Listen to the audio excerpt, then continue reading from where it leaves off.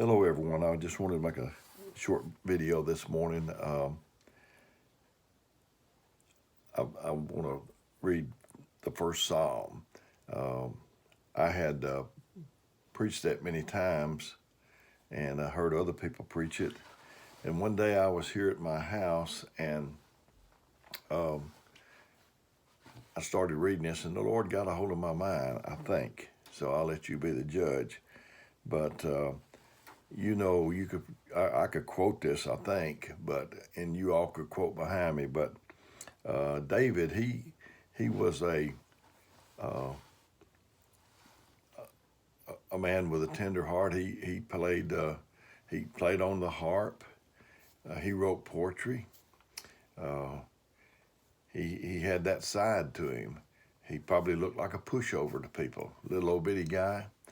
And but God was his protector, and you didn't fool with David, because even though he did those things, he could kill a giant. So, God's man or God's people, um, God protects them. I remember once I worked at this place. I might have told this before, but I worked at this place, and uh, Brother Willie Wooten worked with me. God bless his heart. I love him. And there was a supervisor that was giving me a hard time, and Brother Willie told this man, said, uh, "You know that Brother Dale's a minister, don't you?" Well, it didn't impress that man any. He said, "Yeah, I know." And so Brother Willie said, he could ask the Lord to do something good for you. And it was like a light bulb went off in that man's head, and he said, "Yeah, he could." And Brother Willie, I don't know how he is to you, but to me, he's got that timing, because I've worked with him a pretty good while. And he's got that timing that he can tell you something and it'll register. And he waited just a minute or two, and he told that guy, said, yeah, he could ask him to do something good, or he could ask him to do something else to you. And I don't know what that man thought I might do to him, but he never bothered me anymore. I don't know if he thought I'd turn him into a bullfrog or whatever, but I'm telling you that God will fight our battles. And the Bible said, when a man's ways please the Lord, he maketh even his enemies to be at peace with him. So let's go on and read this. It said, "Blessed is the man that walketh not into the counsel of the ungodly, nor standeth in the way of sinners, nor sitteth in the seat of the scornful." I said blessed, blessed, ever how you want to say it. When I read something like that's got blessed in it, I pay attention. I want to know how to be blessed. I know in the Sermon on the Mount, he said, "Blessed are the peacemakers," and all those things. And I paid attention because I want to be a blessed person. So, but when I read this that time at home, I was telling you about, I saw this man running.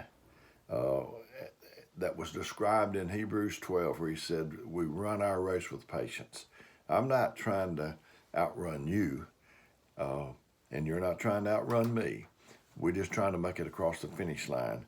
So uh, the man was running, and then I saw him where he was running. There was people over on the sides, and they, like a race, and they were saying things to him and about him, and it caught his attention, and he slowed down from a run to a trot so that he could hear them a little bit better. So he went from running to trotting. Then in a little bit he couldn't hear them enough, so he started standing so he could hear what they were saying. Then when he couldn't hear all that he needed to, and finally he did, and it discouraged him, and he started sitting in the seat of the scornful. I've seen so many people like that in my time, that they started off running, but then they got discouraged and they listened to the voices that was talking to them. But this says, "But his delight is in the law of the Lord, and in his law doth he meditate day and night." I don't think that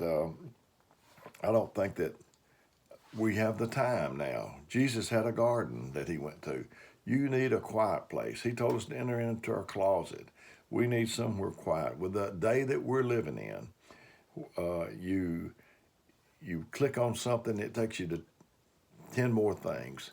And then you spend hours or an hour on that, and we don't get back to the Word, and we don't get to our prayer that we need to do.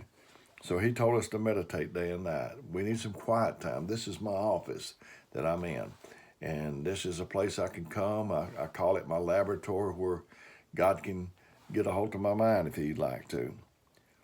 And in his law doth he meditate both day, and he should be like a tree planted by the rivers of water, that bringeth forth his fruit in his season.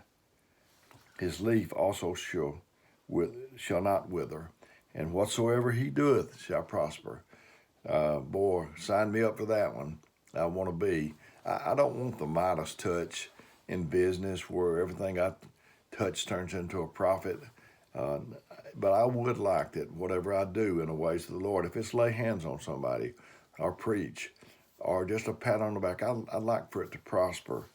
I'd like for that to prosper. The ungodly are not so, but are like the chaff which the wind driveth away. Therefore the ungodly shall not stand in the judgment, nor sinners in the congregation of the righteous. For the Lord knoweth the way of the righteous, but the way of the ungodly shall perish. I talked the video before this one on the man at the beautiful gate, and I don't know if I'd said this on that video, but the way to survive a pandemic is to get off the me channel and think about other people. That will help you get off there. And I was thinking about me. I made several videos during this pandemic, this coronavirus, and it probably, some people probably don't, they may not like it, but Paul wrote letters. That was the day and time he lived in. He wrote letters. We don't write letters to churches. I've never wrote a letter to any of them, to Huntsville Holiness Church and care Brother Jack Kelly. No, I don't write letters. I can call him. And so it was a different mode. It was a different world than the way we stand today. We got cell phones. We can call each other. We can get information to each other pretty quickly. We got things that we're doing during the pandemic. Don't know if we're going to do them when the thing ends. Our church is on the Band app. We've had some Zoom meetings, video meetings, and after we get to go back to church, probably it won't be any need of it. But right now, it's working out real good, and I'm very thankful for it. Our church is very thankful for it. So if I can help you during this time or any time, I'd appreciate it if you call me. I had I don't know why this come to my mind, but I had a man that wanted a worldly man. He wanted me to help in his mother's funeral, and he was wanting a certain song that Brother Josh Ashley wrote called Heaven, and he wanted that played, and he wanted to know if anybody had a CD. So somebody had 2 CDs, and they gave them to him and said, maybe one don't work, the other one will. And I took him to him in Huntsville, about 23 miles away. Met him. No, excuse me, I did. I met him in Hazel Green, and in the parking lot, and I gave him the 2 CDs, and he couldn't say thank you enough. Thank you. That I went out of the way to do all that. And I said, that's what I do. I think if you put out there that that's what you do, that's what you ought to do. If you hang your shingle out, and I'm trying to hush, but this just keeps coming to me. I was shaking hands at the back of Meridianville once. A bunch of times, but this was on the first Sunday, our regular meeting, and then the door came a man, not a young man, came a man, and he said, I think I'd like to be a preacher. I'm easygoing. You can ask anybody. I was easygoing before I received the Holy Ghost. I just wasn't doing it in the right way. But it kind of touched something in me. And I said, you think you might want to be a preacher? And he said, yeah. And I said, what part of it is it that you like? I said, do you like it that whenever you go somewhere, they probably recognize you? And he was grinning and nodding. I said, and maybe they may give you a little money before you leave that place on that visit. And he's nodding. I said, would you like to do the weddings and the baptisms? I said, but you don't want to do the funerals? I said, how you like it when people's calling you at midnight?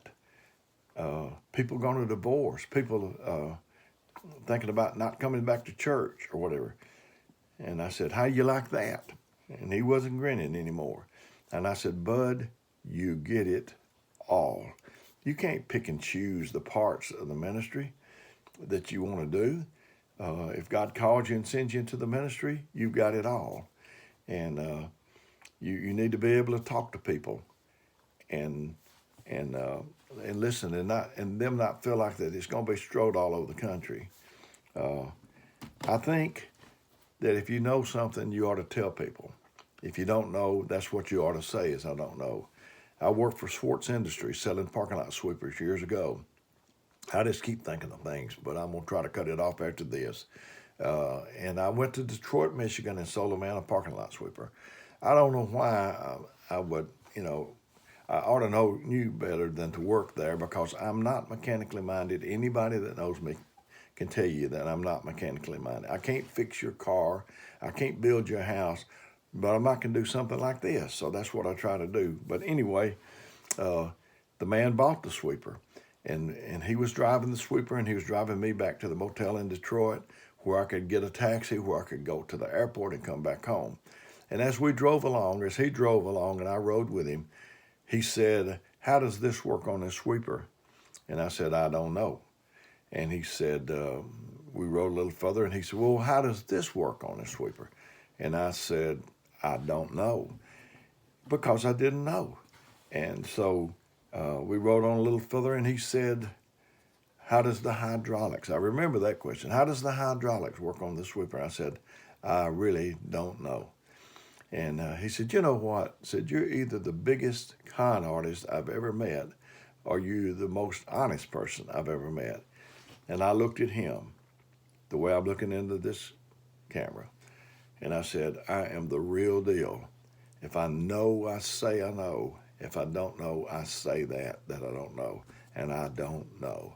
That's my suggestion to us, is if we know something, say we know. And if we don't know, don't try to fake it and act like you do, because it'll just bring disaster for the other person and for you too. So anyway, I'd been home about 30 days, and the phone rung, and they said it was for me, and they said it was this gentleman. And I got on the phone. I was dreading it because I thought, well, his sweeper's tore up, and he's going to need a loaner or something, or either his broom head is tore up, and he wants another broom. So I got on there, and he talked about 20 minutes about nothing, really. And in a little bit, he said, I was waiting on him to get to the punchline, and he said, Dale, would you pray for me? And I said, yeah. And I'm kind of wiping my brow like, whoa, that was close, man. That's easy. I'll be glad to do that. This is a worldly man. So we talked about another 10 minutes. And he said, Dale, would you do me another favor? And I said, yes, I'll do all I can. And he said, would you pray for my wife? If I had shot this man a line as we was riding along, he wouldn't ask me to pray for nobody. So when somebody, if you're an elder or a minister or whatever, my policy is if they come to me and they ask me something that I don't know, that's what I say. Just tell them that you don't know. Ran a little long again today. So, but anyway, I love you, and I hope that see you soon. And if I can help you, let me know.